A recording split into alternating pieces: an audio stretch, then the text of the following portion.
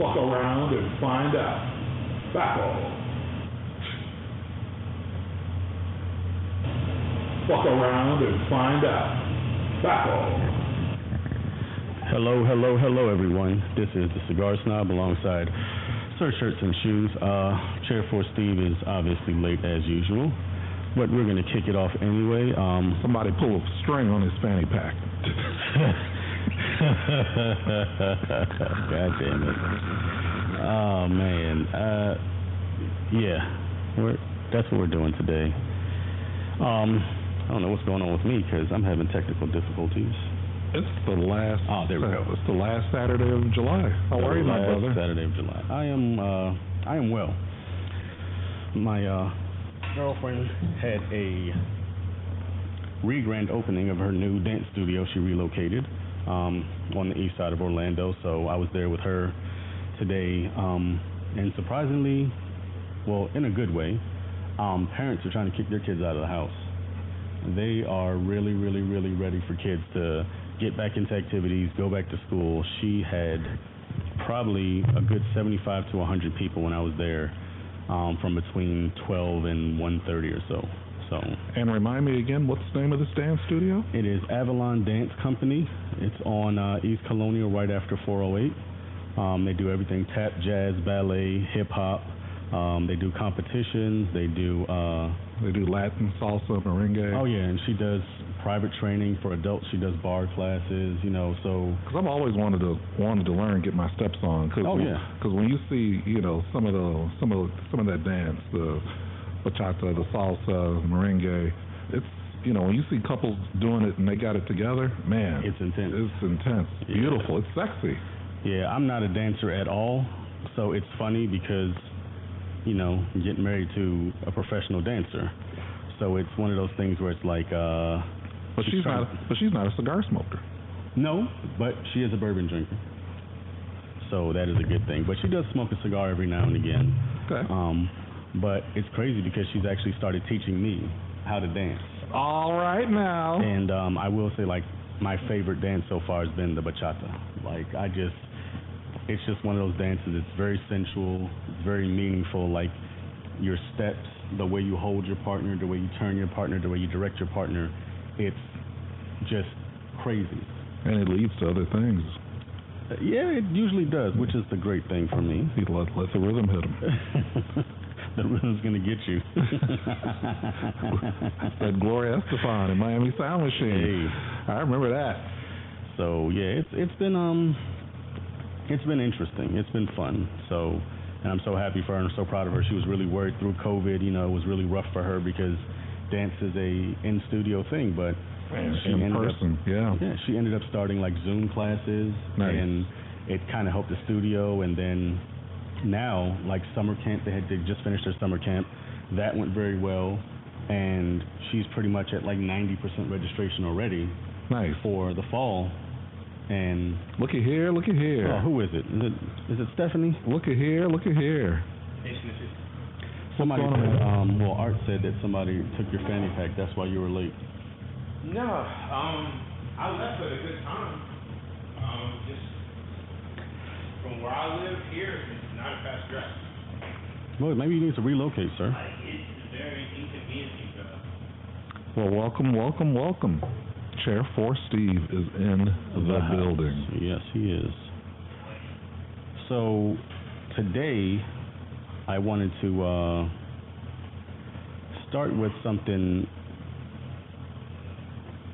How do I explain it?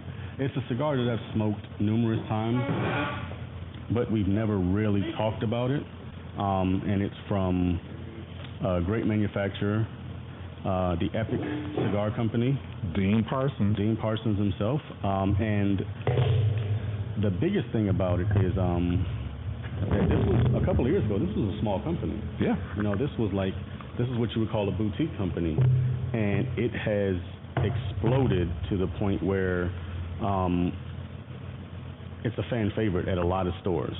It is, and I wasn't too familiar with Epic until we had that cigar event with him a few weeks ago. Right. And I was impressed not only by the cigar itself, which we'll get into in a minute, but also Dean. You know, he's got a great backstory. You know, he founded Epic back in 2010, and he worked side by side with the master blender Rolando Antonio Villamil, and they've taken off since.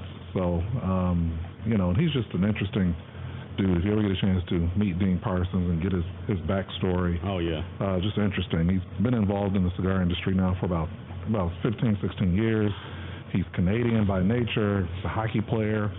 Then he was a police officer in New Brunswick, which I've been to New Brunswick. A little rough over there.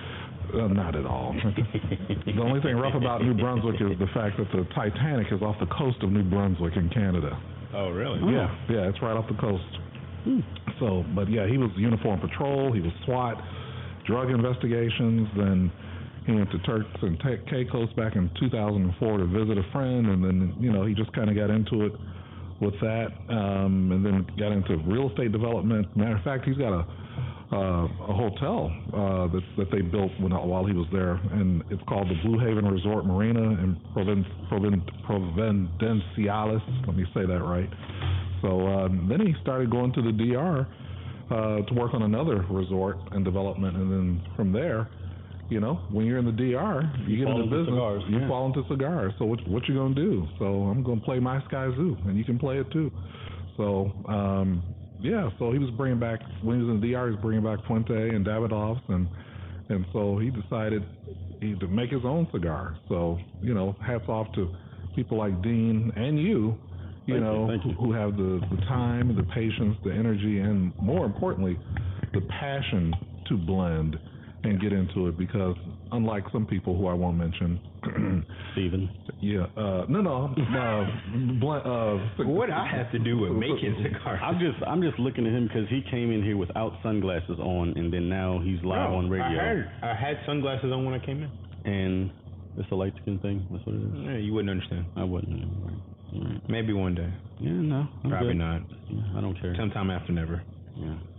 So the cigar that we are going to be reviewing today is the Epic Corojo. And I had one earlier today. It was my first stick of the day. You're smoking yours now. Yes. And so, Stephen, did you smoke yours? Yeah, I smoked mine a while ago. All right. So I already kind of knew it. When he mentioned it, I was like, I remember that.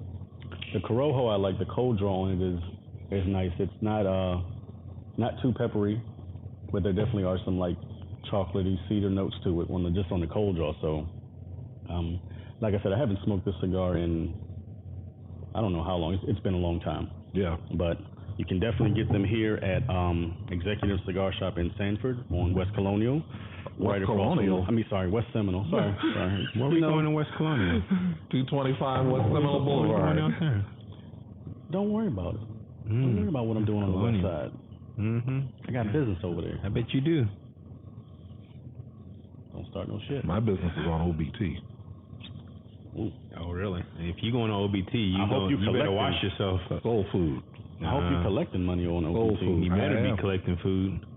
Stamps. You're going to be scratching and burning. So let's get into this here.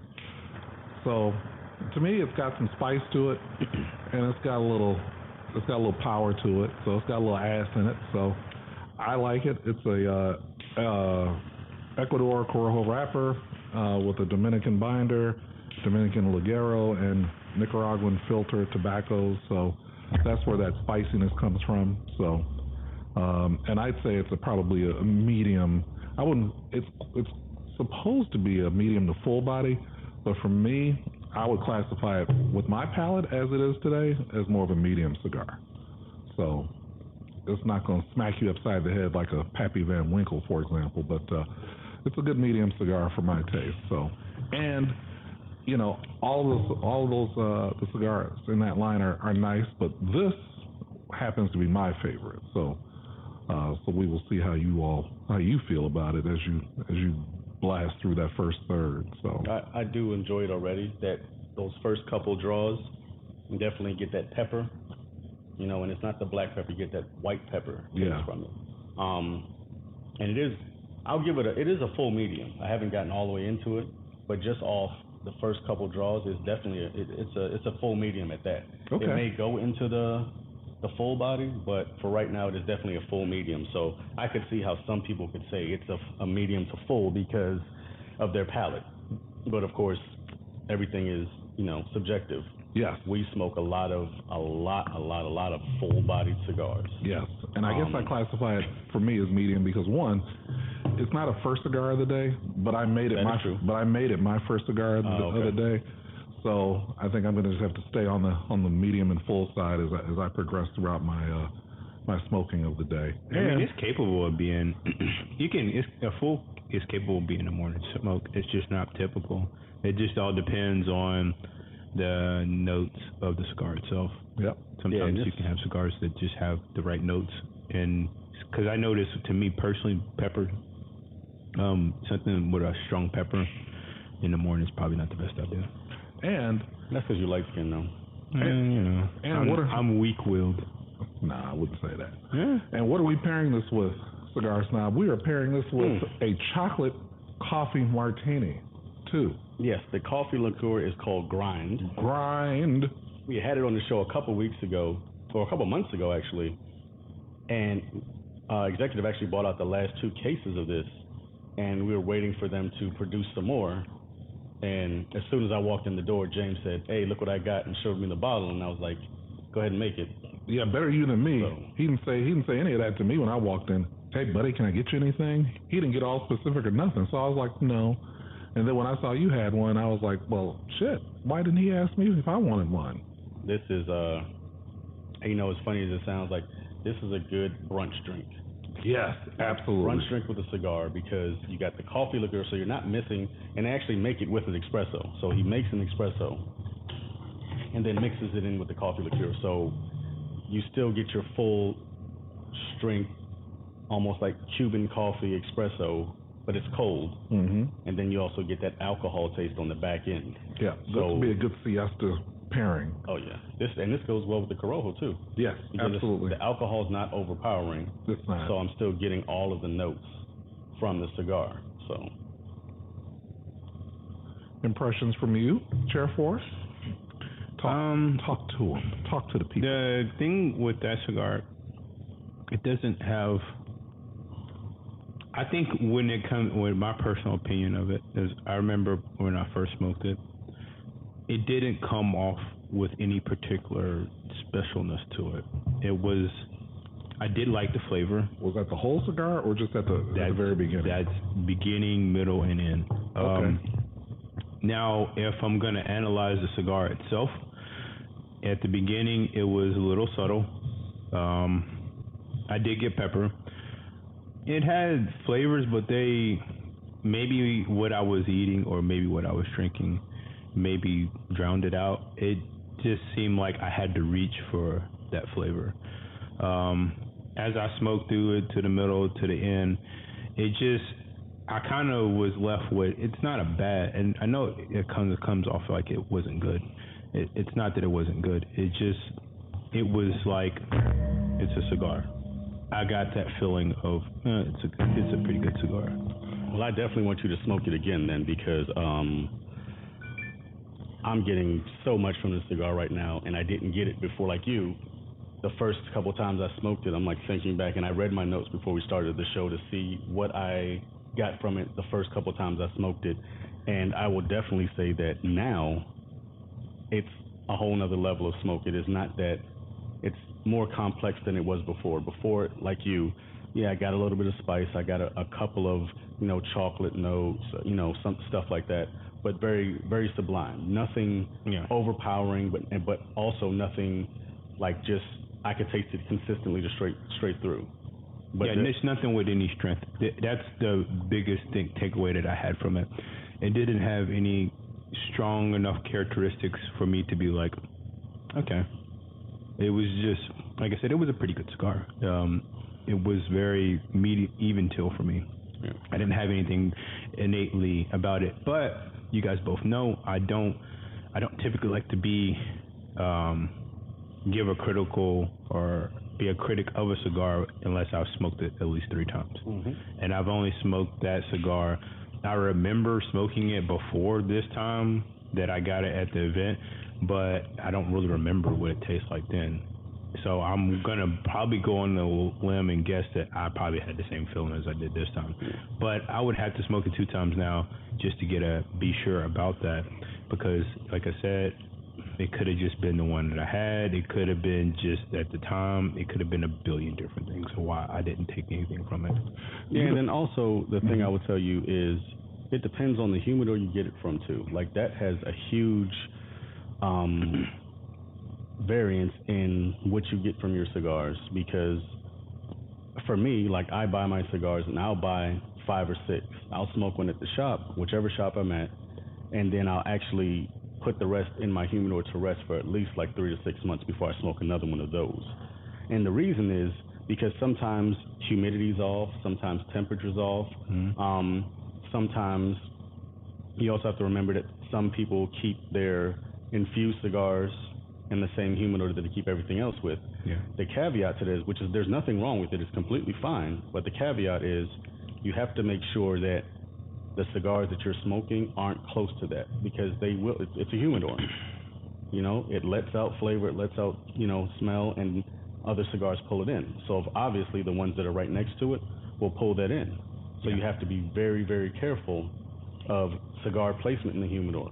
But also, again, cigar retailers, they are individuals at their core. Yes, they own a cigar shop, but I guarantee you, the way that they like their cigars, that's how their humidor is going to be set. So if they like their cigars with more moisture, their humidity is going to be higher. If they like them drier, like me, like their humidor is going to be at 69 degrees humidity, 68 degrees humidity.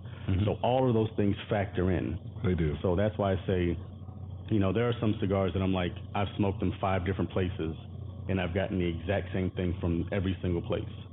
So that is the cigar, period. You know what else made a difference for me too? This morning, having it as opposed to the last time I had it, which was here, was I paired it with that Balvenie 21-year Portwood Scotch, and that was in the evening. So there was a whole different level of experience there. Absolutely. Because when you pair it with a Scotch or a Scotch Portwood like that 21-year Balvenie, it gave it a little extra funk too. Oh, absolutely. So yeah, whatever you drink with it will definitely change and mold the flavor of that smoke. Hey, look what we got. Warning. Hey. Kevin Brown is in the house. What's up, man? Conscious Cigars, welcome back. Where's my Maduro? What's going on, brother? Where's my Maduro? Where's my Maduro? Wait, and I heard a rumor that you went and got food before you came here. Where you ain't supposed to show up in here with a lot of food for the fellas. You eat, we all eat. Come on, man. Oh man, I'm starving. So I had to pull over, man. Good to see you, brother. How are you? Always, man. Always. We got to catch up, man. See what's going on with you. How's your summer been? So we'll get into all that in a bit, though. But welcome, man. You are always welcome here. So family is in the house. Absolutely. It's always nice when Conscious is here. Tampa, go see him. That's the spot. So. Yeah, but I would definitely say, like today, smoking this, and I haven't smoked in probably at least 6 months to a year. Oh, it's been that long? Yeah, it's been a while. Wow. Okay. All right. So does it? It's definitely the profile has definitely changed for me. Okay. For me, I'm definitely in the first third. I'm getting a lot more pepper. It's not, it's not a Habano peppery, but it's there in the background. Like you can definitely taste it. And the wrapper is just immaculate. Like this Corojo wrapper is. It's clean. Yeah. Mm-hmm. Yeah, you can't see any veins. You really can't even see the seams that it's rolled with. Like yeah, and it held a nice ash for me too. So there's nothing like a good ash. Gotta have good ash. Yeah, definitely. I would say the ash was really good. Construction was phenomenal. That's always a good thing too, because you oftentimes get cigars even when they have good flavor, the construction's trash. That was actually a pretty good construction. It made good ash. Like you said, the outside leaf is great, perfectly rolled. I had no issues in construction problems with that cigar at all. It was mostly, like I said, I wouldn't say bad, but just It didn't touch your palate the way you would. It's not. I'll put it like this: it's a cigar that I would more likely probably recommend to somebody more than I would actually take for myself. On another day when I have a really clear palate, and I'll probably give it another shot. But I mean, it's still up for debate. I look at it this way. You know, one of my favorite films was this special that was done some years ago on the Motown Dynasty, and Berry Gordy had this thing when he would record a song, and he would get everybody together after he recorded the song and ask, all right, if you were down to your last couple of dollars, would you go out and buy this record, or would you buy yourself a sandwich and you're hungry? And if more people said they'd go buy this record over a sandwich, then that was kind of that he'd put it out. If not, he wouldn't. So in that vein, I look at cigars that I smoke in one of three categories. Would I smoke it myself? Would I give it to somebody else to smoke who I think's palate would appreciate it better? Or would I just throw it away? Because there have been some cigars, you know, we talked about one earlier,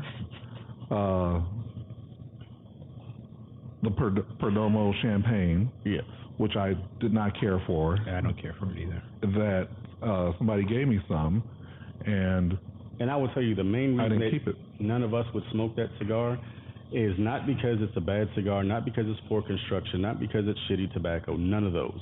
The reason is really good tobacco. That our palate is on a different level. The three of us don't tend to smoke milder cigars. Now, don't get me wrong, that Perdomo Champagne 10th Edition is one of the highest selling Perdomos ever. It is, and when I smoked it, I was like, I know why. And when I smoke it, I know exactly why. And the hype is what messed me up. Sometimes the hype of a cigar is promotional related, it's marketing related, but then when you get it and you have an expectation, and then that expectation is not met, then you think to yourself, well, did I smoke something that was bad? No, not necessarily. It's just not something that feeds my taste at that moment, that time. And you have to learn, as you smoke cigars, like I've been smoking cigars for 22 years now.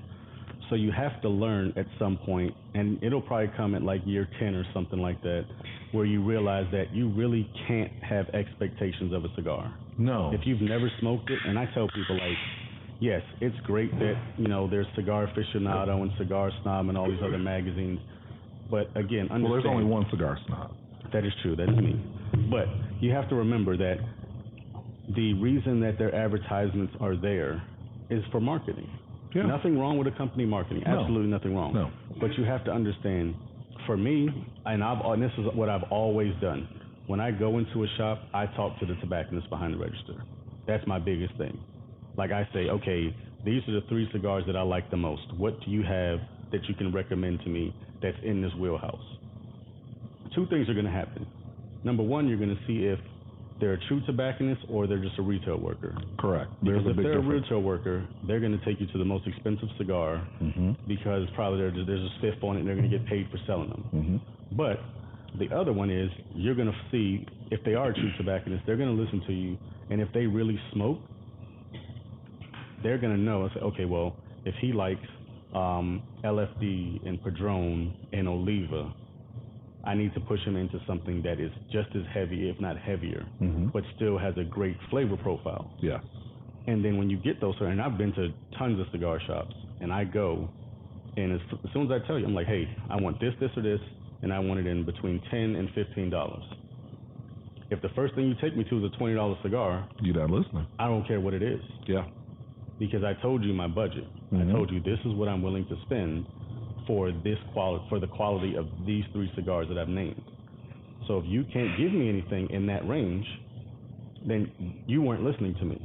You're a salesman. And that's one of the great things about the area that we live in here.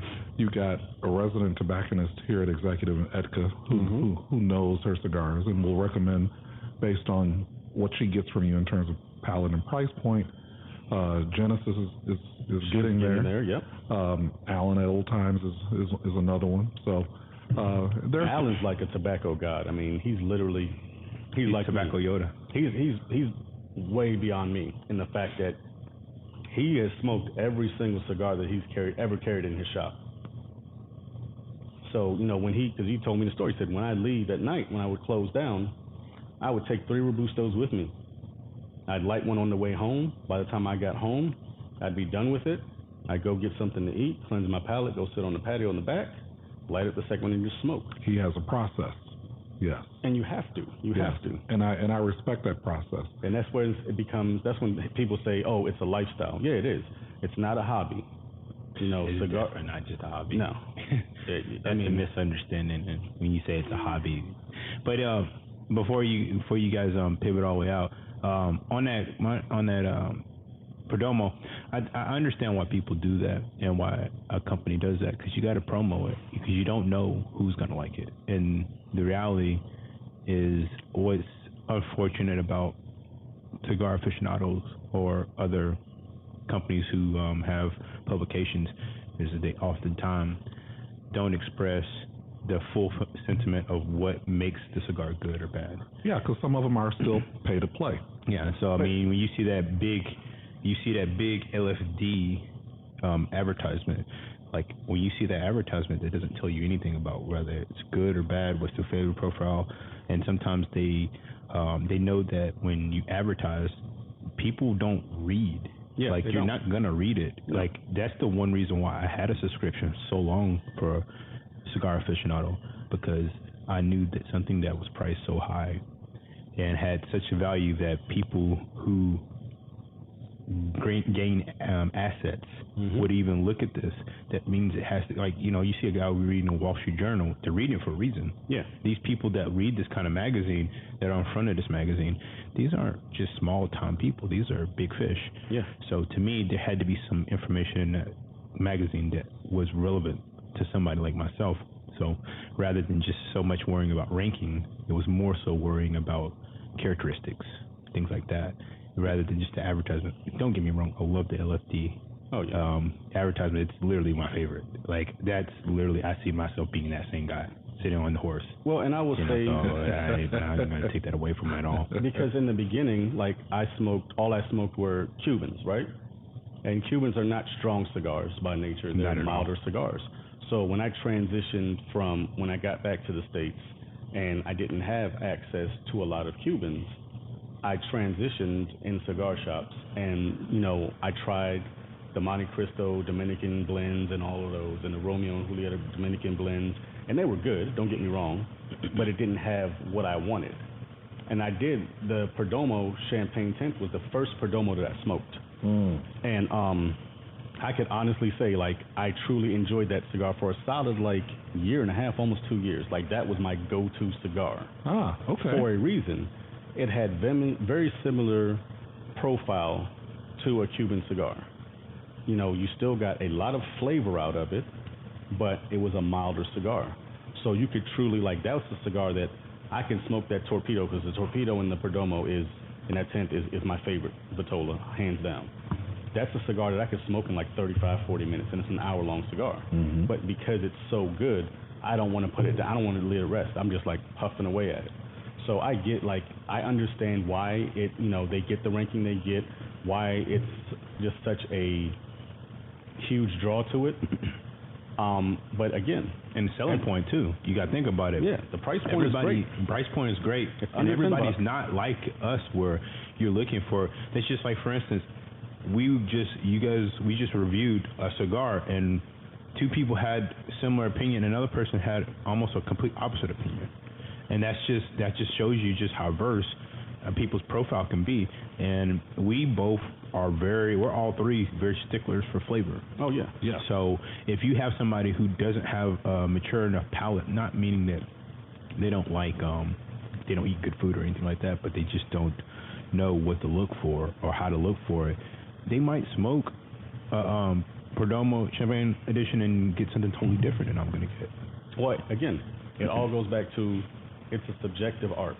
Exactly. You're going to like what you like. There's a ton of stuff that you love, and you're like, I can't deal with this. I can't go without it. And I'm like, it's okay. And vice versa. There's some stuff that, I absolutely am like, I have to have 3 or 4 boxes of my humidor at all times.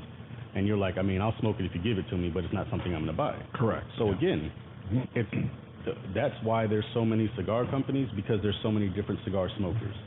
Yep. Everybody looks for something different. You find people that like the same things you like or similar things to you that you like. Mm-hmm. But again, Art has a different palette for me. I have a different palette for you. I mean, take for example the Partagas 1845, the purple label. That was a cigar that I was like, yeah, I'm not interested at all. Like, I'm good. Mm-hmm. Because for me, the Partagas cigars that to me are more flavorful just have way too much oil. They're very oily cigars. Yeah. And I don't do well with that. My palate does not agree with it at all. So I'm like, yeah, no, I'm good. Yeah, because I really like that cigar. Yeah, and it's, to be honest with you, like, And that's coming from a perspective that I didn't even think I would even like it. yeah. Until I smoked it. Like, literally, when he gave me the cigar, or Art gave me the cigar, I was like, I had a preconceived notion. I already made up my mind, like, Probably not gonna this like cigar this. is going to be trash. I'm not going to like it. It's going to be oily. It's going to have no flavor, no depth, no nothing. And then I took the first cold draw, and I was like, oh shit. Just off the cold draw, I was like, this is going to be an interesting smoke. And so that one, like, I took a cedar strip, I took a match, I lit it, you know, and I just literally sat back in my chair and just relaxed and smoked it. And even before I got through the first third, I was like, all right, you win. Like, it's a great cigar. Can't argue it. And what's also interesting about that cigar too is that for whatever reason, Partagas doesn't market that cigar as heavily as they market some of their others. So for me, it was kind of like a hidden gem. You know, you find those nuggets kind of tucked away. Kind of like, sometimes they won't. Sometimes, yeah. And sometimes that's the whole thing. And that's another marketing thing. Those are things that they're like, all right, we're going to put this cigar out, and we're going to see how it does just on word of mouth. You know, we're not going to advertise. We're not going to do a big promotion for IPCPR and say, hey, look at this. We got this whole big ass booth with, you know, purple and black labels and all shit. They're like, nah. the women in bikinis and all that kind of stuff. Let's just put it out. Although I've got nothing against women in bikinis. Or you can just get your Instagram girls just to smoke a few of them. Go fuck yourself, Steven. I mean, I'm cool with that. I don't know, man. I think I call cap when it comes to these people and this advertising stuff. They advertise what they want to. Oh yeah. And it's not hard.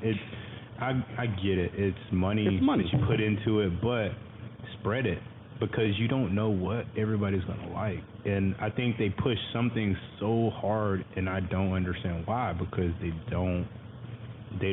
I mean, it's one thing. And I think when you're objective, it's one thing to understand that this isn't for you, but there's another thing to understand that it's not for you, but there's a big market for this product. Because there's just like, that's like, you know, with the champagne, going back to that.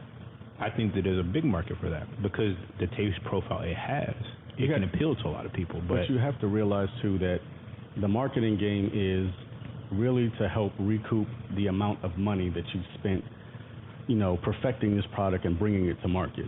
It's the same thing with drug companies. Mm-hmm. You know what I mean? I mean, they spend 5 to 10 to 15 years developing a product. You know, you think about it, they actually develop probably 10 to 20 products at the same time. Most of the time, only one of those goes to market. And that's a lot of cost. So That's a lot of money that they have to recruit because they have to recoup for the stuff that's doing well, but they also have to make that money back for paying their researchers, paying the research people who for the study, the raw materials cost, the manufacturing cost. Like, so I understand the marketing to an extent. And then they got to travel around the country getting it in shops. Not to mention you got to give out samples of it. You know, you got to go to all these cigar shops and you got to give your tobacconist, every tobacconist at the shop, you got to give them a stick. You got to give them 5 or 6 extra sticks because the people who really buy boxes, who are big members, you want them to try this. If you think they're going to like it, you're going to want them to try it so that when that event comes on the rollout, they're there to buy a box or 2 or 3 or 4 depending. So the monetary impact of marketing makes sense because, like I said, you have to recoup that money. I mean, it is a lot of money. Yeah. I mean, for me, I started out with 100 test blends. I was going to ask. Yeah, 100 test blends. And 18 months later, yeah, I found one. That's a long time. You know what I'm saying? A long time. 18 months later, and Yeah. I smoked every single one of those 100 test blends. I just always wonder how did they go about figuring out how they're going to test it? Like, who do they pick?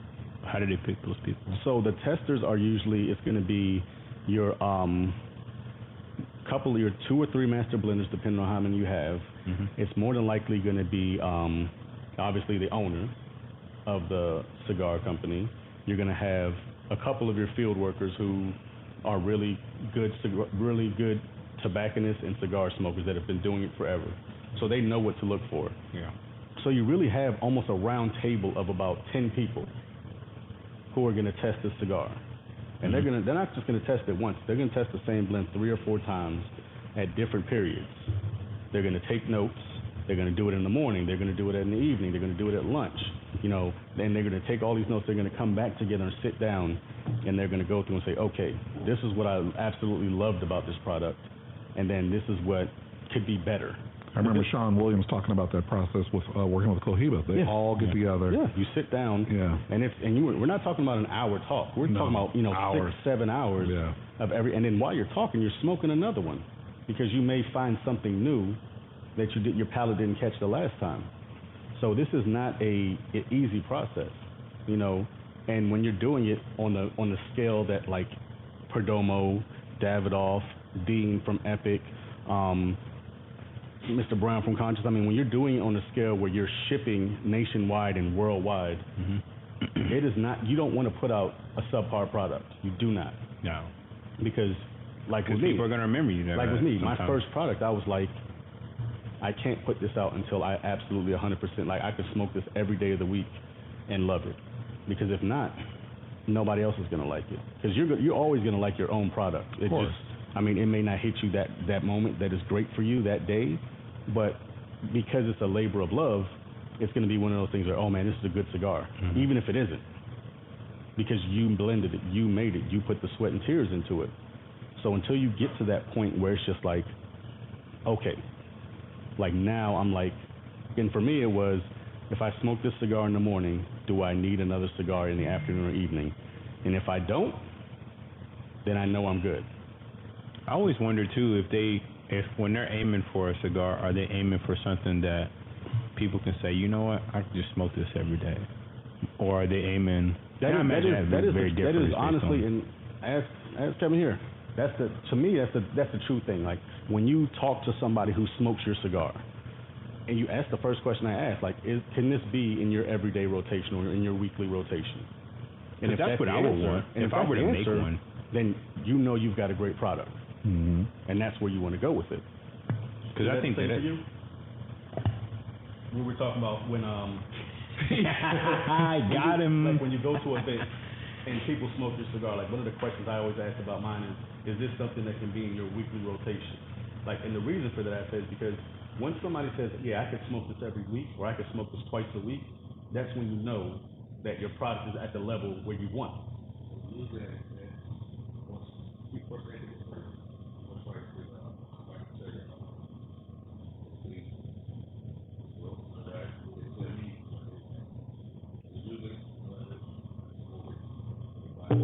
Yep. And what I did was, like for me, that's why I invented my short Corona. I mean, my short Corona was my personal cigar anyway, because that and the Lancero, those two cigars were never supposed to go to market, ever. Like that was just my cigar for myself. So when I had events, the Lancero was supposed to be the event-only cigar. The short Corona was supposed to be the cigar that I gave you as a sample to see what the blend was, and which if you would like it in a bigger gauge. That's what it was. And then, like with CJ, I ended up having to take my short Corona off the market completely because we signed a contract for exclusivity. He wanted to be the only person, literally, and not even in Orlando, in Florida, to have that cigar. You know, and it's just one of those things. It's like you find a cigar that you really like, and when you get those praises, especially from owners, and then the guys who, you know, you go into a shop and you see them every time.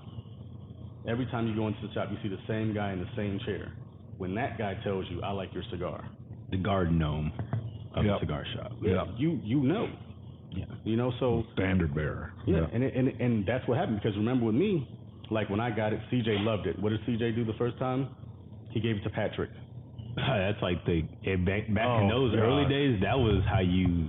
And I was the one. To be honest with you, I was like, shit, this dude. Because Patrick says no. Yeah, because I've seen him smoke other cigars, and he's like, oh, this is shit, and he just puts it down, and I'm like, damn. Now the worst one is Sparrow. Oh yeah, Sparrow throw it in the. Sparrow disrespects your stuff really hard. If he smokes it and he thinks it's garbage, like garbage, he will literally smoke it. He'll get not even a quarter. Like that day we were in the lounge. No, that was nothing. What he would do is he smoke it. He probably get to the first quarter, which I think is kind of unfair. But he knows more than I do. And he would smoke it. He didn't like it. He put it down the drain. You know how many cigars are in the God knows what lake in Winter Park right now because he's just like, I don't like it. He throws it out there. But to be fair, I'm the same way.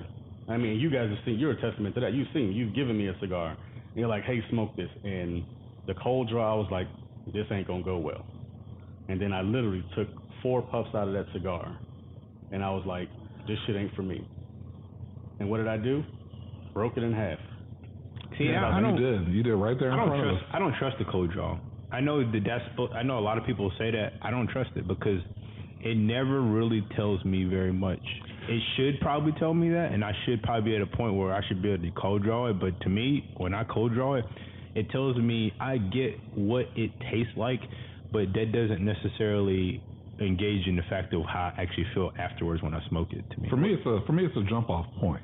Yeah. You know, because it gives me an idea. All right, what's this gonna? You know, I got the cold draw. What's this gonna be like once I get into the first third? Once I get into the second third?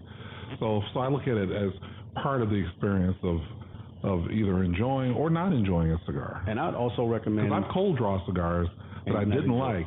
But then when I lit them up and got them going, I was like, oh, yeah, okay. That's how I feel. And then I've cold draw cigars that I liked, and then when I smoked them, I was like, nothing, right? Yeah. The other thing too is when you cut that cap off, like, and this is old school, like, and I haven't done it in a while because I pretty much smoke everything that I've already smoked already. You know, there's not a lot of new stuff that I smoke, but take that cap off and chew that tobacco. What are we looking at? Oh, nothing. And chew that tobacco. Like, again, that is another litmus test on... And you chewing your smoke, too. Yeah. Absolutely. Yeah. Chewing your smoke is another thing. Because then it engages your whole palate. It's not just the front of your palate. Yeah.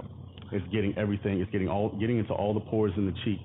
It's getting into those side pores in your tongue. It's getting into every single spot of all the taste buds. It's activating everything. And then when you retrohale, that's a whole different experience. So then you're really trying to pick up what the blender wants you to taste, you know, when it's been put together. So you're trying to get the complexities of it, if there are any. Some there are, right. Some there aren't. Obviously, some blends, they change from the first, second, and last third. And then you have cigars that are consistent all the way through, like a lot of the Padrones, for example. Absolutely. So. And that's where my flavor comes from, is retro inhale. Like, you live and die by the retro inhale for me. If the retro inhale is trash,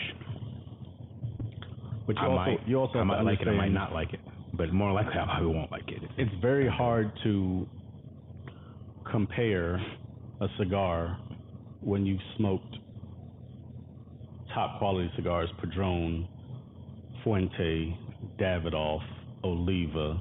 I mean, cigars like that, they don't make even their seconds and overruns and their $3 sticks and all those golf course sticks.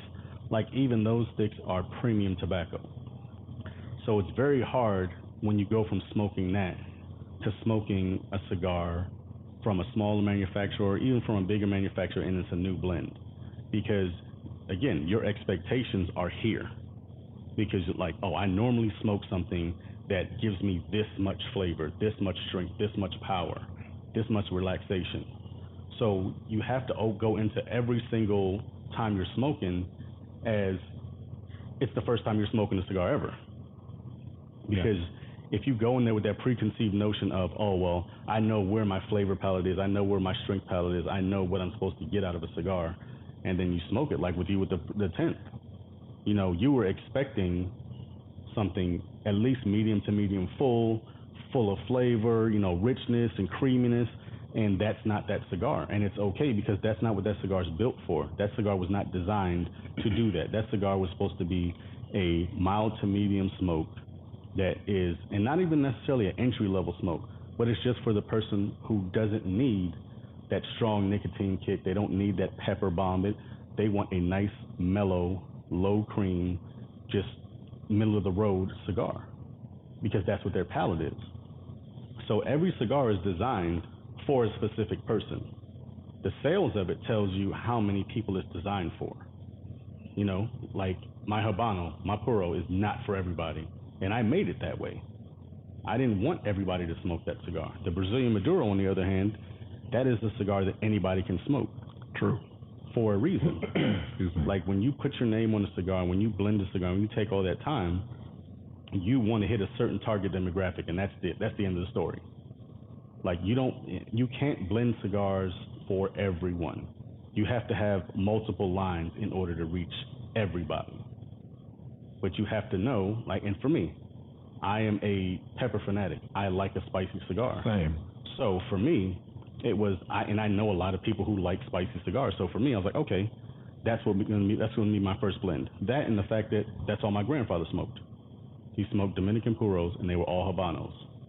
And the company's named after him for a reason, because he was the one that really showed me about cigar smoking. So that was my homage to him. Like, okay, this is going to be. Oh, look at you using big words. Well, every now and again. Look at you. Throw them little $5 words out there. Intelligent. And shit. So one of the things I wanted to ask you about is what goes into the pricing of a cigar. I was in a lounge the other day, and I met a gentleman who had just sold his ad agency. And he wanted to celebrate by buying a Davidoff Oro. That's a $500 cigar. I mean, he'd never had one before, so I'm wondering, what is his expectation? So there's a couple things. First, you have to realize, when you're new, you have to realize that you're new on the market. There are literally hundreds of other cigars, and people told me that at the event, the first event I had at Bellicoso. The guy was like, well, why would I spend $8 for your stick when I could do that and get a Padron 1000 line series? I'm like, you're welcome to do that. I don't give a shit. It doesn't hurt my feelings. If you like my cigar or not, I don't give a fuck at the end of the day. That just means it wasn't made for you. Cool. But you have to realize that when you price your cigars in the beginning, you are competing with everything that's been out there for 20, 30, 40, 50, 60, 70 years or more. So you have to make it not only affordable, but you have to make it look good. Like, and I will tell you, my cigar is designed to look exactly like another cigar. If you put them together without the labels on them, minus the pigtail that's on my cigar, you can't tell the difference between the two. And there's that, for me, that was my marketing. It was like, I'm going to make it look exactly like that cigar. Because without a label on it, you can't tell what it is. But you have to look at that and say, okay, on the first one, you're going to make money back and all that. Like, eventually you'll get back everything you invested and all that. But you have to do it from the point of, you want your cigar to get in everybody's hands. So the price point, the good price point is $8 for the simple fact that it's not too expensive for even a new smoker, but it's also a good price point for somebody who's been smoking, like me or you, who's been smoking for 10, 20 years. You're like, okay, $8 ain't bad. Yeah. I can invest $8, and if I don't like it, I'm not going to bitch about it. But if you do, then you might make it part of your daily rotation. It may be a cigar that you give away to friends. It may be one that you order a box or two every couple of months, or whatever the case is. So, the risk isn't bad. Yeah, I got guys that buy mine. But there's a risk when you buy a $500 cigar and you don't know what the expectation is. He didn't know what the expectation was. Well, I mean, that goes back to like Louis XIII. Yeah. Like, I went to Vegas, won a whole bunch of money on roulette, never played roulette before, and decided I'm going to buy myself 2 shots. That's right. I remember. One to just slam, just to say I just slammed a $500 shot, and then one to sip on. Yeah. And it's that, and that's the experience in itself. Part of it is I can do this because I can. Period. Like, I can do this because I can afford to do it, and guess what? It ain't gonna hurt me in the long run. Yeah. It's not messing up my bill cycle. It's not messing up my play money. Like, this is just, I'm gonna do this, and I'm gonna do it. Whether I like it or not, at the end of the day, who gives a shit? I smoked a $500 cigar. But then you also have the part of, if it's $500, it's got to be something to it. Yes. I hope I run into him again so I can ask him, because he took it to leave, what was his experience. And again, those are cigars that I wouldn't, like, the highest cigar that I think I've smoked in a cigar shop was probably the Padron 50 year. They came in a tube. But other than that, when I buy a cigar that's $50, $75, $100, $200, I'm not smoking it at the lounge. I'm going home so I can be in my element. I can be completely relaxed. I can fix myself a drink. And normally, I don't even drink until the second third's done. Because I really want to get the full experience of what this cigar is supposed to be, especially for that type of money. But then in that third, I've already formed my opinion. You know, the third really is all it's going to do is everything that's built up from the first and second, it's now going to amplify it in the third. So if it was really good in the first and second, it's going to be great in that last third of the cigar. And that's when you can go ahead and start sipping your, for me personally, that's when I start sipping liquor, or I drink a Coke, or I drink some water, or I drink some tea or coffee. Because at that point, I've already made my mind up whether or not I'm going to repurchase the cigar. So then it's just, how can I amplify the experience that I've already gotten? And you're going to do it with a spirit, or you're going to do it with a regular drink, or however you do it. We're going to eat a piece of chocolate, you know. I mean, there's some cigars that, I eat the bitter dark chocolate, and I have a cup of black coffee with it on the last third. You know, it just depends. Or there's some cigars where I'm like, I need a good bourbon with this. Yeah. Or I need a good scotch with this. Yeah. Or I need a good rum with this. Yeah.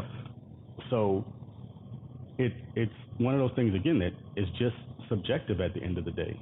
You know, if you can justify it to yourself, that's all that matters. Like, I don't have to justify anything. Like, people see me, you know, smoking that Maduro 80 year, and they're like, you're crazy. And I'm like, yeah, I'm smoking what it costs to fill your gas tank. But it's amazing. Yeah. That is one of the best, to me, that is hands down one of the best regular production cigars that I've ever smoked. And that's why, you know, they're $320 a box for a box of 8. But again, that is why I also keep 4 boxes of them all the time. Yeah. Because it's one of those cigars, like, we're celebrating. You know, if it's a 3-day weekend and we're partying and we're drinking and I'm barbecuing at the house and you all come over, guess what? Everybody, if I'm smoking it, everybody's smoking it. Yeah. You know, even if you don't smoke cigars, like, trust me, just try this. Yeah.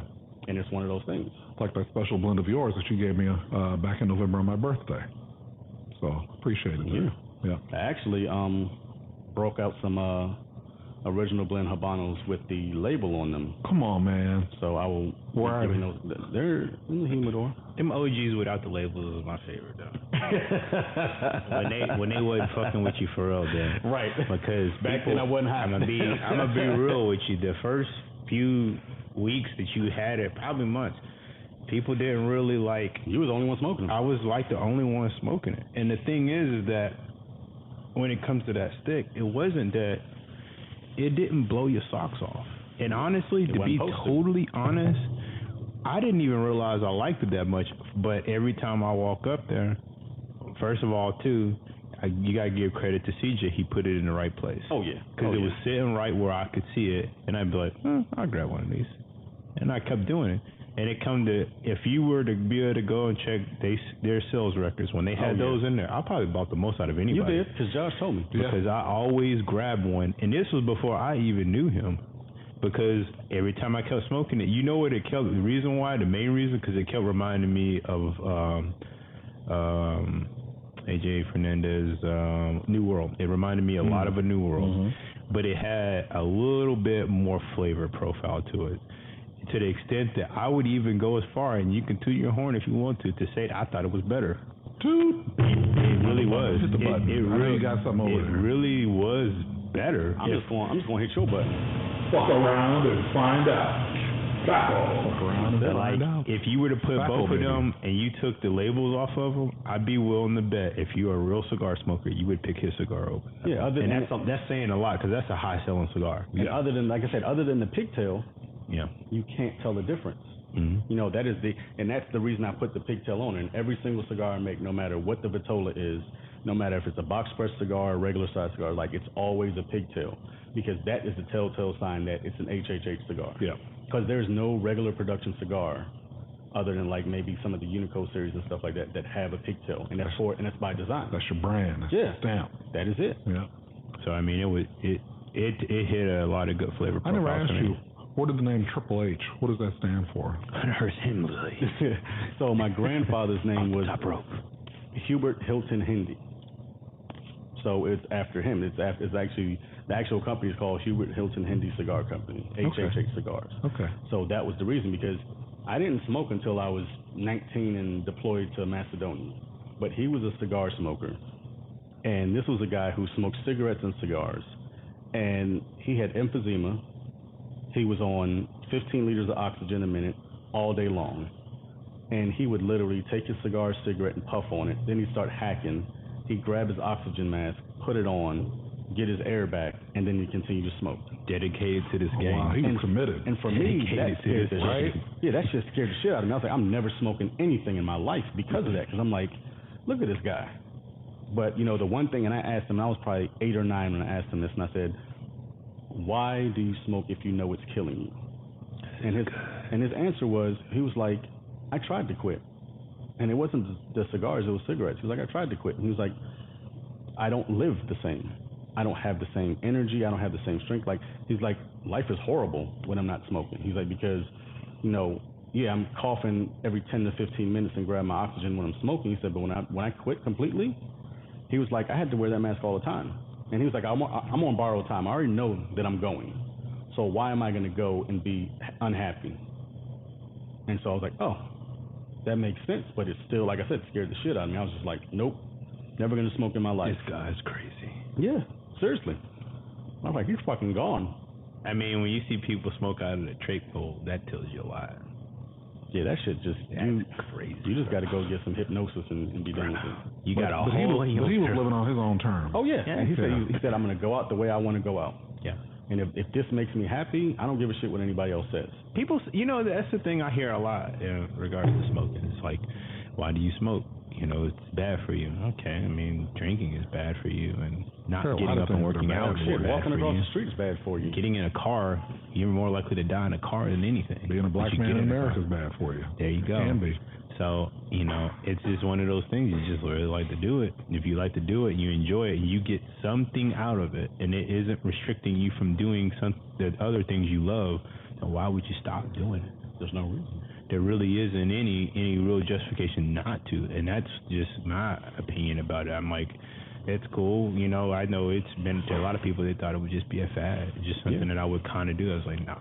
Oh yeah, my mom thought the same thing. She was really like, oh, you're gonna get over this in a couple months or a year or so, and then, you know, literally 15 years down the line, I'm like, by the way, I'm starting a cigar company. She was like, what do you mean? I was like, next level. I was like, I've been blending cigars and playing around with my own tobacco and stuff like that, and I'm gonna actually launch a company.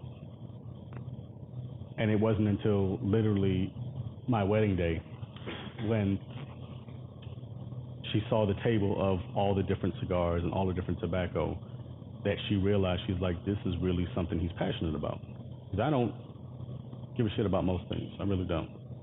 That's what my mom is. As long as I'm happy, I don't have to show you why I'm happy. No, you don't. But that was just one of those things where cigars are always going to be one of my first loves. Like, it's just, I don't even have anything else in here. Cheers to that. Little squig there, but Coke. My favorite palate cleanser. So what have you two been drinking lately? I finally cracked open my last bottle of the Bro Brothers. Now that I can find it now at Sam's, I'm going to be picking up more bottles. So I finished up my last bottle of Bro Brothers, so I got to pick up some more. So I sent you that picture. My girl went out and bought me like 4 bottles of bourbon and whiskeys because she like, loves your ass. Yeah, and she wrote me a note and she was like, hey, just to let you know that I appreciate man must you. Be putting it down. Well, you know. This man's a true soldier. But this man is the viceroy of vagina up in here. Your vagina. The vicar of vulva. The conquistador. Never mind. Let me stop. Continue, please. So, she was like, I'm going to make you a drink. And I said, all right, fine. So she makes me a drink, and I literally just got home from work, and I'm like, I'm tired. Hop in the shower, go downstairs, meet her. We're watching fucking Dr. Pimple Popper because that's her favorite show. I love that show. And she gives me this drink, and I'm smelling it, and I'm like, this seems familiar, but I haven't had it in a while. So I'm sipping it, and I'm like, this has a real vanilla flavor to it. So I'm like, okay, so this has got to be the vanilla flavored Grand Marnier, which they call Navon. And she's like, no, it's vanilla, but you're wrong. And I'm like, what the hell is this?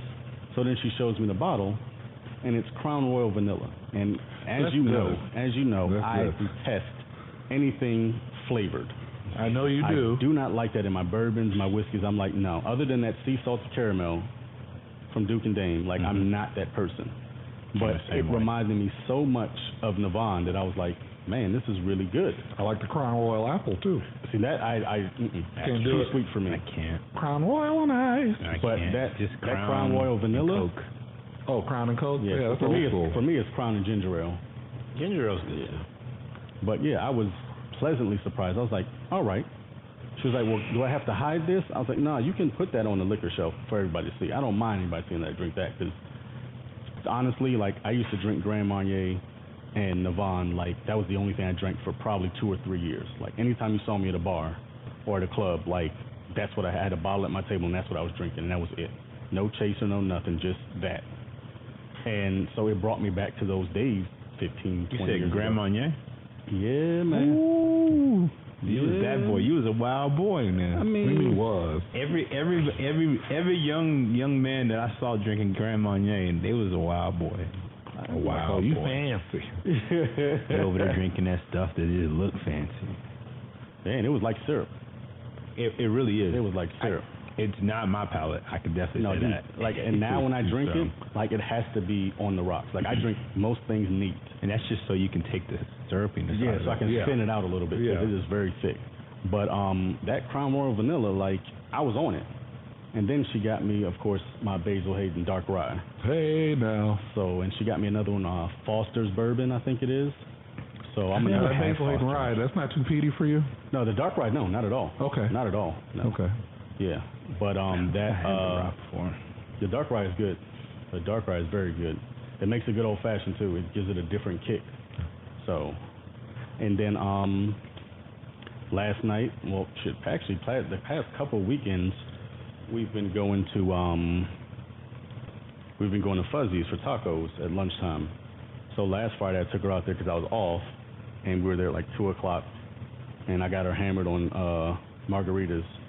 Because every time she turned around to eat or something, I would like get another shot from the bar and just drop that shit in her drink. Margarita. So, you've been encouraging her alcohol pursuits lately, haven't you? Well, you know because why. she's working so hard. You know, with the dance studio, she has another job. You know, we've got 4 kids, we've got a house. You know, we're looking for a bigger house. Like, there's so much on our plates right now, and she's still supporting me. Like I was telling her, like, I'm ready to get back into cigars and start full-time manufacturing again and start importing again. Nice. About time. And yeah, let's do this. And she's like, well, what's your goal for your first import? And I'm like, 100,000 cigars. Hey. And she's like, what? She's like, how long is it gonna take you to sell? Like, it ain't gonna take long. I was like, but that's my goal, like 100,000 to bring in on the first shipment. And you got all your connects. Yeah, I still do, yeah. So, you know, she's just been so supportive of everything. I'm just like, I want her to relax, and because, you know, like I said, with moving the studio and changing location, and she needs a release. All those things, you know, she's really stressed out. She's like, is it going to work? Am I still going to have the same amount of people? Am I going to get more people? You know, she's been open for going on 14 years. So it's just, you know, she's like, you know, COVID, she was ready to quit. Well, congrats to her for keeping it going. Black-owned businesses. Yeah, and women black-owned businesses at that. Yeah, absolutely. You know? Like, I have no hand in that. That is all her. Like, I'm here to support you. But that is your baby, that is your business. So whatever ideas I have, I'll give them to you. If you don't take them, I understand, because you've been running this business by yourself. Yeah. So I get it. Yeah. So, you know, any way I can help you out, I will help you out. But that's your baby. And she's the same way with the cigar company. She's like, that's your thing. You know, she like went and researched me and saw, you know, like found me on Facebook with the cigar company and looked everything up, and she's like, oh, you really did do something with this. I was like, yeah. I was like, but with COVID, I was like, the import fees were just as much as the actual cigar manufacturing. That's ridiculous. I was like, so it's not monetarily feasible, because I'm not going to raise the price of the cigar. You know, I'm just not that person. I'm just going to have to eat that cost and, you know, still give it to the consumer at what it costs them, what it costs me. You know, that's just what it is. So now getting back into it, like I said, she's just been so supportive of everything. Like, it's like the little times that she had the grand reopening today, And I went over there this morning, helped her out, went back home, took a shower, got changed to come to the show, stopped by, picked her up some flowers, and dropped them off at the studio while she was, and she's still working. So that's a good man for you, ladies. Her mom's there with her helping out. All her teachers are there helping her out, and she's talking to her parent. And I'm like, and I gave it to her assistant. I was like, just give these to her, and tell her, hey, and I'm out. And then I got a text, like, as soon as I pulled up here, oh, thank you so much, I appreciate it. That's just what it is. You got to find the support. And he can tell you the same thing. He talked about it the last time. Like, you gotta feed your family. Yeah, absolutely. So these bills don't pay themselves. Nah, and you gotta believe in yourself. You gotta have somebody that believes in your dream just as much as you do. They don't have to fully understand it, but you gotta have that support. Because if you don't have the support, you ain't gonna get far. No. 2 Chainz got a song about that called "Believe in Yourself." Who else gonna believe in you? That's Good true. song. He also says the health as well. 2 Chainz.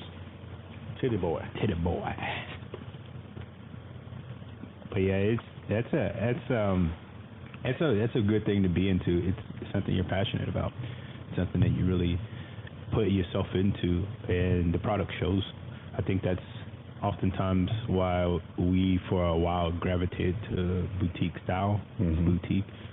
The idea is somebody's passion has been put into a cigar, because it does oftentimes come off like when you're smoking some of these other brands, the bigger brands, they're just making you a product to sell.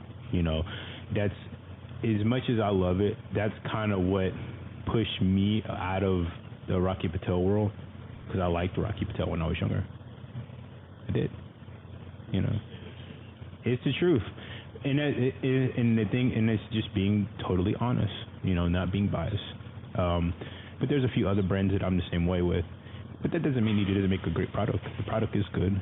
It's just some brands taste like it's mass manufactured, and some of them taste like we just came out with some stuff that we just blend. Like, that's one of my biggest things about, like, what I'm smoking now, Foundation, or Jonathan Drew, the stuff that Drew Estate does. Even though I smoked Foundation Upsetters, garbage, but it's an infused cigar. So, but that's not your palate. It's not my palate. So I will say that if you do not like an infused cigar, do not smoke that cigar, because the tobacco is good. It's good tobacco. It's just infused, and that berry. I don't really want to tell you what flavor it is. It messes with me. Is it honeyberry backwood flavor? It smells like you should cut that open and roll a blunt with it. It's not, and it's not terrible, because, like I said, Nick puts good tobacco in anything he makes. That's just like the other one he makes that has got a tree on the front of the label. I don't like that cigar either. But you got to also remember too that as many staples as cigar manufacturers have, they also do have to follow the trend. Yeah, exactly. You have to reinvent yourself. Like you see all the bourbon barrel cigars, like stuff like that. Yeah. It's one of those things that when it comes out and one company does it, and you see that, there really is a market for this, now you have to go back to the drawing board and say, okay, how can we capitalize on this? How can we put our own twist on it? Well, you got to remarket it. You look at the Cohiba. That was fire. Fire. Which one? The one you gave me. Oh, the Weller. And I don't even smoke American Cohibas. And that was like, except for it was that the red dot, the Dominican, yeah. Other than that, I don't even touch them. Like, I can count on one hand how many of those Cohibas in the States that I bought. Like, I don't really mess with their American line at all. I got 2 boxes of those red dots because I like them so much. But that Weller's, that was a good Fuego. Like, when I say it's good, like, some cigars you smoke and it's like, oh, that's good. I wanted to reconstruct that cigar back again and smoke it again that moment when I finished it. Yeah. Like, I was pinching it like it was a roach, trying to smoke as much of it that I had left, because it was that good. Don't stop till you get enough. It was really, really, really good. And the thing is, even when you look at the sticker price of it, it's not a cheap cigar, but it's definitely worth it. What it is. It definitely is. Like, you can get it in small batch, cigars.com, a couple other places. Like I even looked at it, was like, would I buy a box? I might buy a box because it's a good cigar. It's definitely one. If you collect, that you could put in, that you probably want to put in your humidor. If you have a humidor that size where you could put whole boxes in, it's worth buying because it's really good.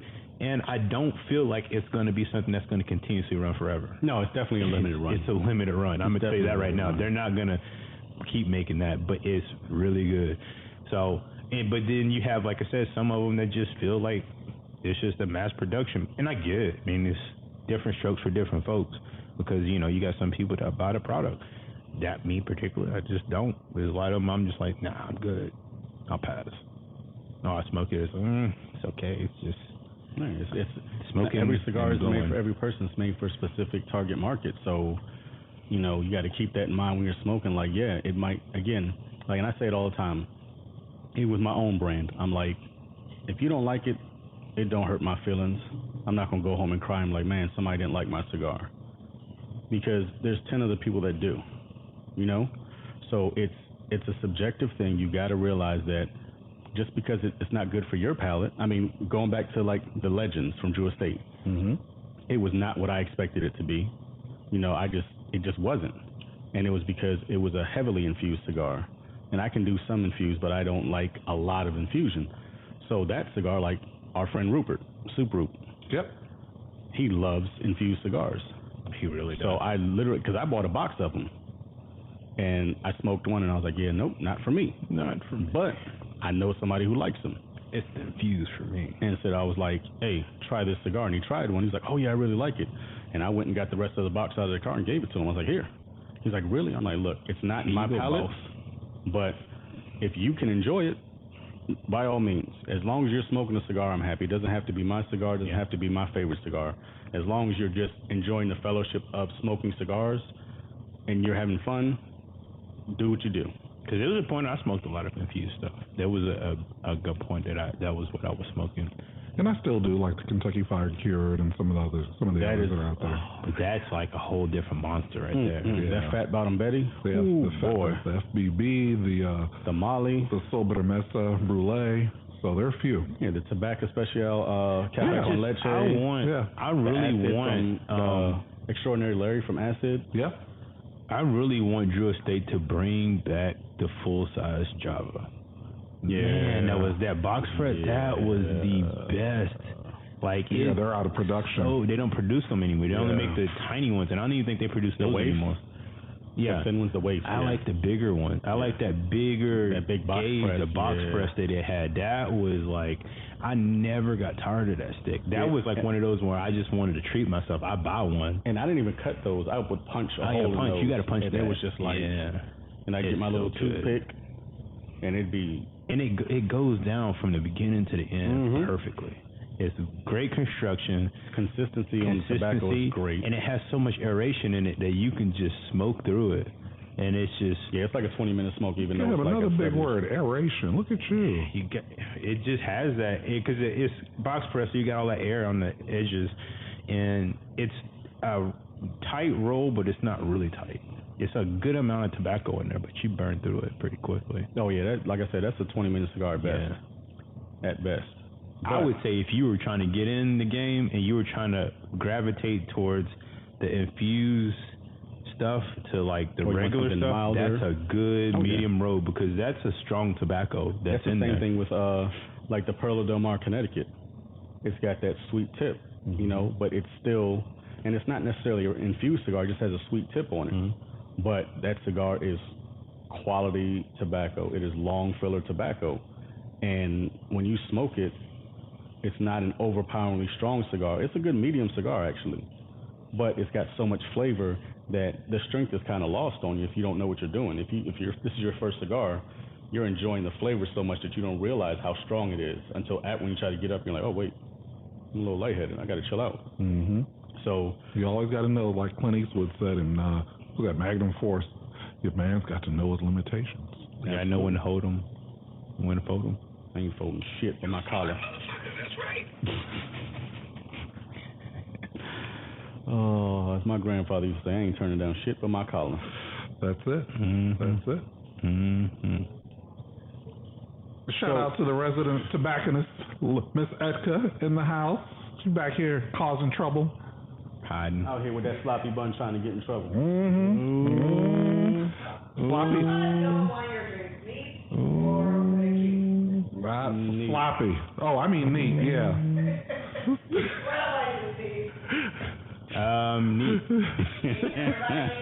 Neat. Oh, fuck. Neat. Just one of those days. Oh, she blushing too. Why are you blushing? Oh. Don't make it personal.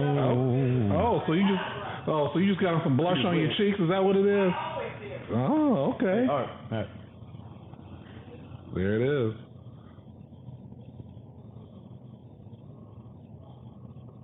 Picture time. All right. Get it in there. In here with Mr. Brown himself from Conscious Cigars. By the way, your rep, I don't know who that is, and I don't want to be disrespectful if that's your wife or somebody else's wife, but Wow. good God. Good Google the Moogle. Bro. What was that? Hey, bro, Oh, you know man. who it is, because I told you to follow her. Shit. Oh, yeah, I do follow. I do follow Smokey. Yeah, Smokey Balls Queen. Bro. Yes, indeed. Bro, I got a lot of them, man. So I gotta make sure. I said, this motherfucker got it here. Like, he know how to market. And she smokes.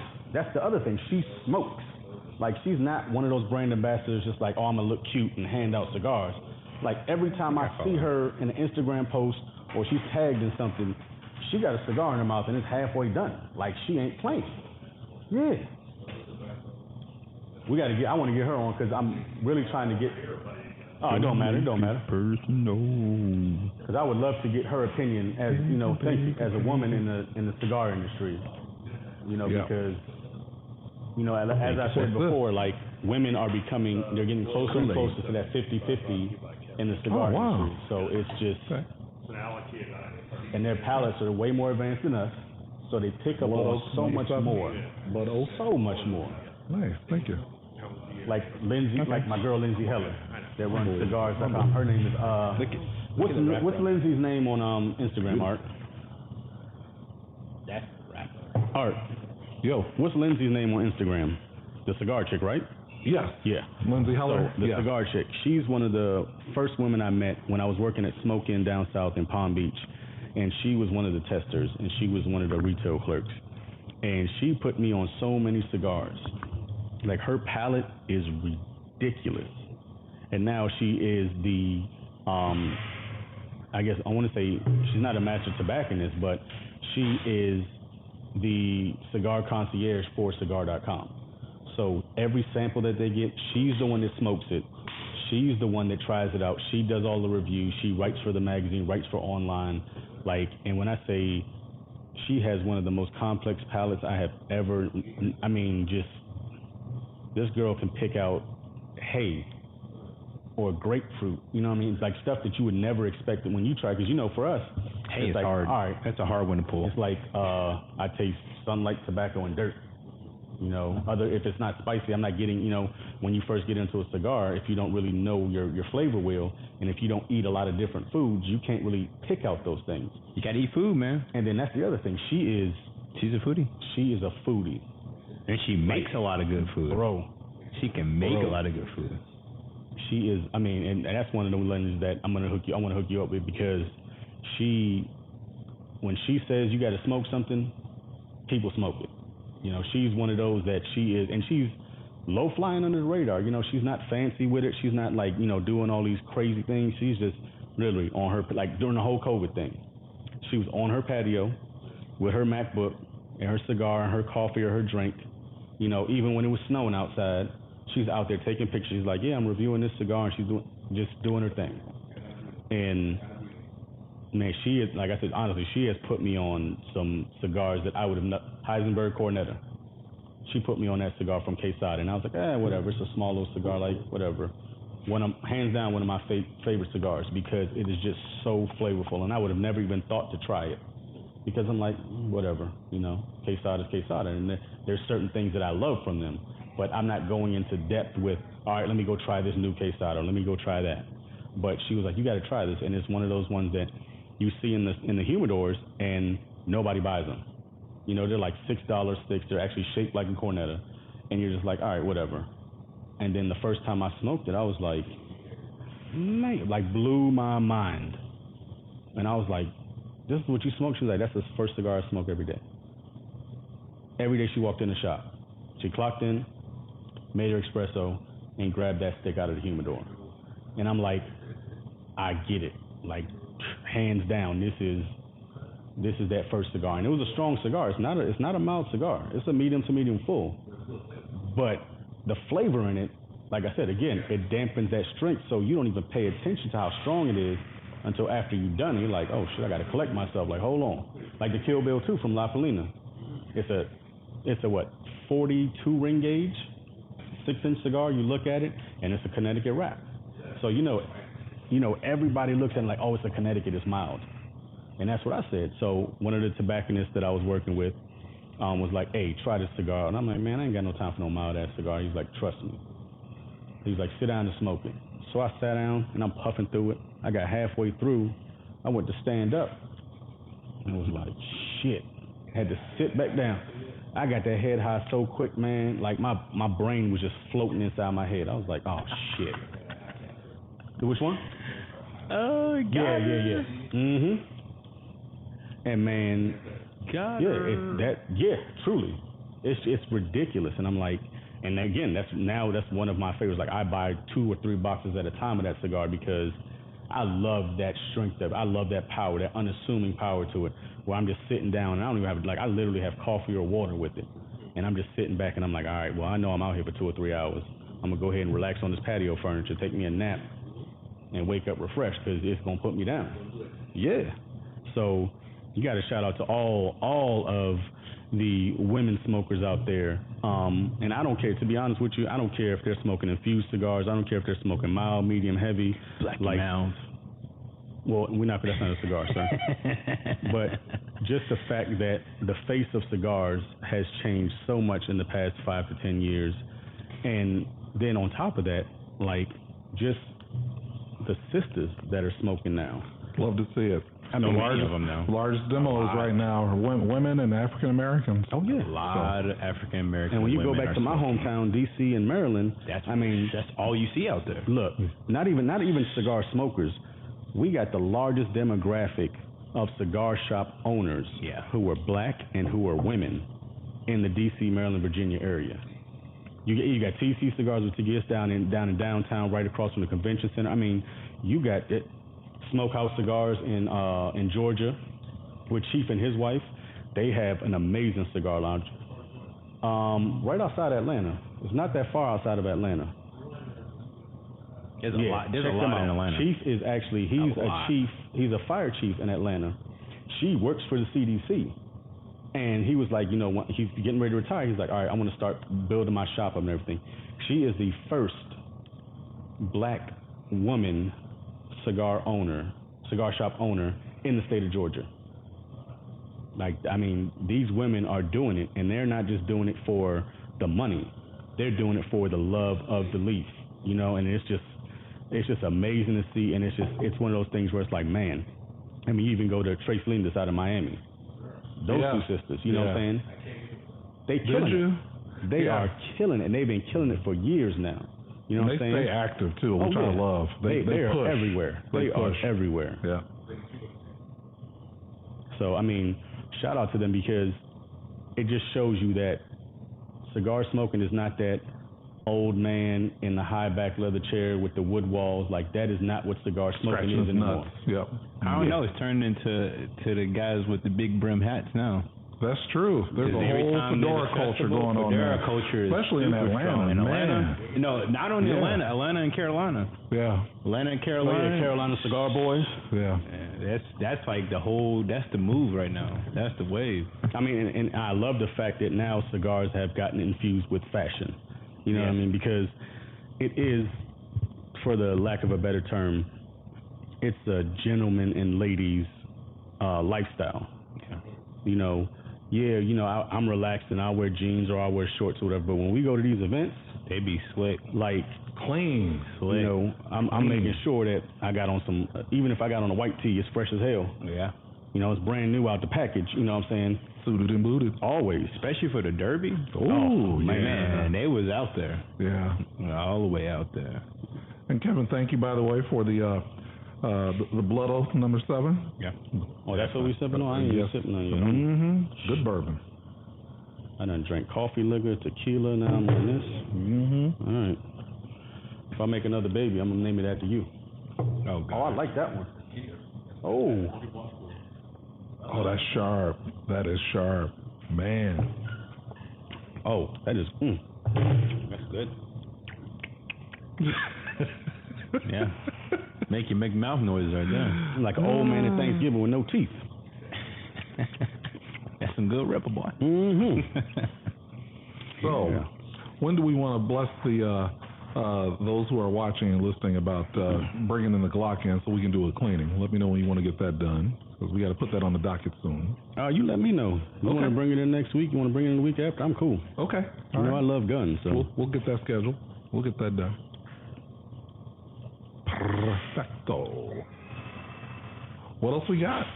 You know what? I think we just gonna close out on that note, because this liquor is getting me. So man, I'm gonna relax, give me something to eat. That Blood Oath is Stop by Chantel's or the what's the Jamaican restaurant? What's the guy's name? What's the name of that restaurant? I forgot. Well, it's a Jamaican restaurant here in downtown Sanford. It's really good. I think I might go there and get me some oxtail today, and then go to Chantel's and get some of that carrot cake. That thing is on point. So from the Cigar Snob, Sir Shirts and Shoes, and Chair Force Steve. I almost said Air Force Steve. Chair Force Steve. This is the ATF Radio Show. Checking out, and we will see you back next Saturday, probably with some guns on the table, and some more liquor and cigar talk. Have a great day, everybody. Fuck around and find out. Back off.